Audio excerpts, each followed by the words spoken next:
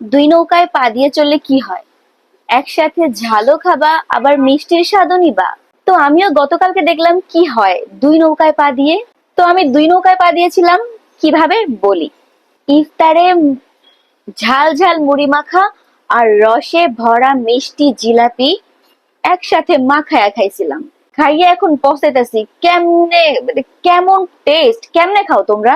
আচ্ছা, তোমরা যারা ঝাল ঝাল মুড়ি মাখা আর মিষ্টি জিলাপি একসাথে মেখে আহ, মুখে ঢুকাইয়া খাও, উম, কেমন লাগে?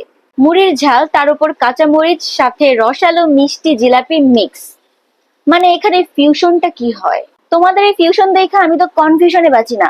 কই ঝালের টেস্ট আর কই মিষ্টির টেস্ট?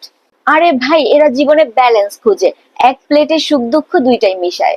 ঝাল খেয়ে জিভ পুড়িয়ে ফেলে, তারপর মিষ্টি দিয়ে আগুন নেভায়। মানে এটাই তোমাদের ফিউশন থিওরি। কিন্তু এটা কইরা কি মজা। আবার এই থিওরি থেকে কিছু মানুষের কথা মনে পড়ে গেল।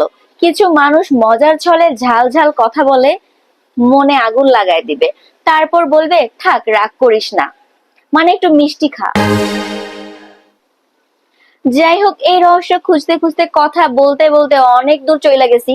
আসল কথা হলো এইটা আসলে মিষ্টি আর ঝালের ফিউশন না, এটা হলো জিহ্বার কনফিউশন। আর তোমাদের এই ফিউশনের খাওয়া দেখা আমরাও কনফিউজ। পেঁয়াজু আলুর চপ বেগুনি দিয়ে ইফতারে ঝাল ঝাল মুড়ি মাখা, উফ। তার ভিতরে মিষ্টি জিলাপি, রসে ভরা মিষ্টি জিলাপি, তোরা গুয়ো খাইতে পারবি।